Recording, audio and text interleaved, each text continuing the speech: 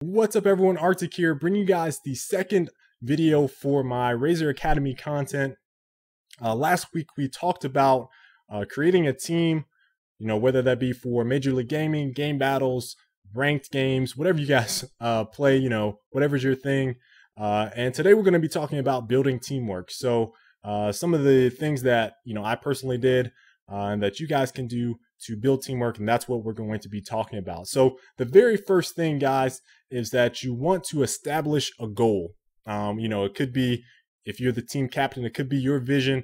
It's better to kind of make sure everyone has the same goal in mind. But a goal could be anything from being, the #1 team in the world to, practicing a set number of matches or winning a number of matches on, like a ladder or in rank rooms, whatever you guys want to do per night. It could be something like that. So let's say, for example, you guys play on game battles and you play Call of Duty or Gears of War, and you say your team goal is to win 20 matches a week.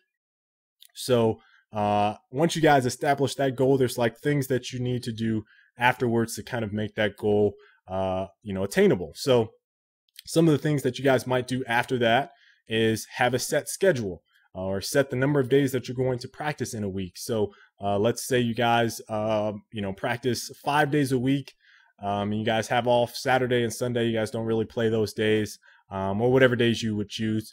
And then you guys set the number of hours that you're going to play per week. We typically play 4 to 5 hours as a team per week, whatever game that we're practicing.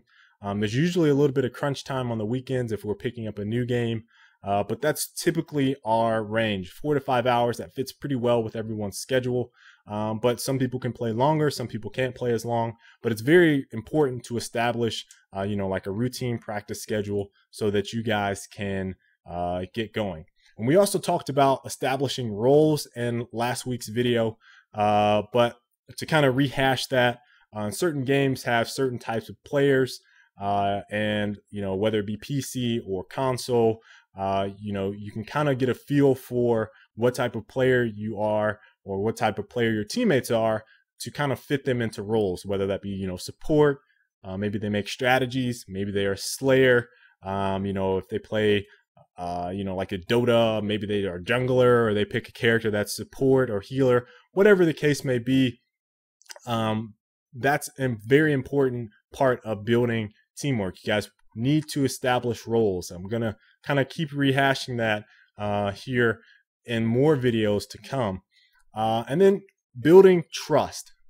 That's very, very important. Trust kind of goes hand in hand with chemistry. Some of the things that we did early on as a team, we started going and doing things outside of gaming. Now, this was kind of hard to orchestrate, if you live across seas or if you don't live in the same state.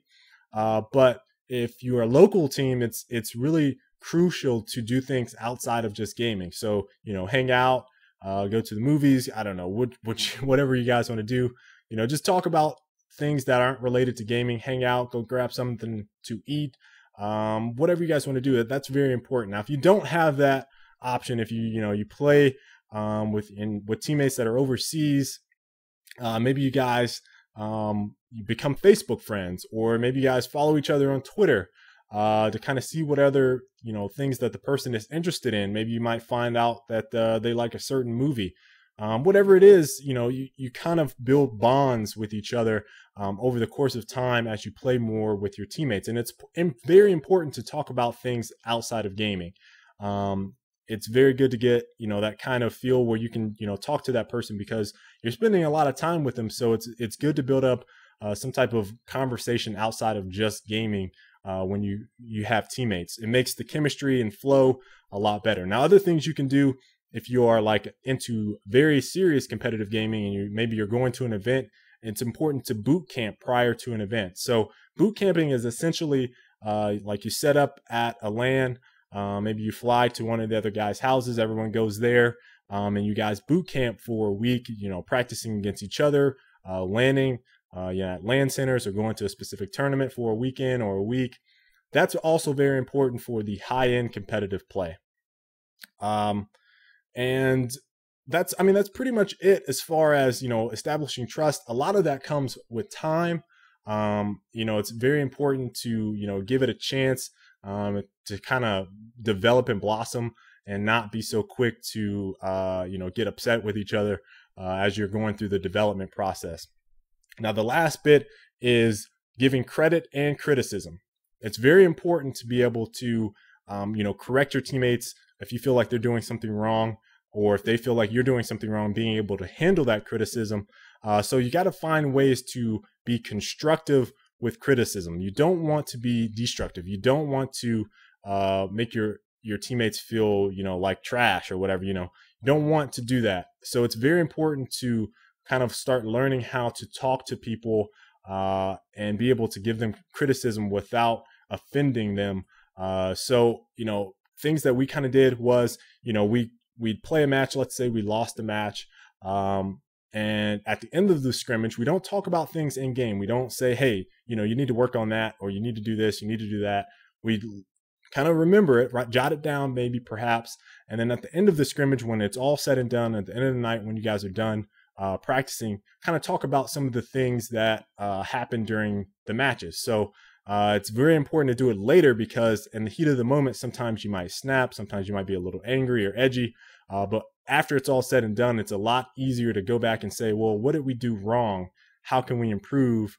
And what ways can you get better, or can I get better? So it's very important to remember that. And we will definitely have some more discussion about ways you guys can improve your game in the upcoming videos. I'll catch you guys later. Peace.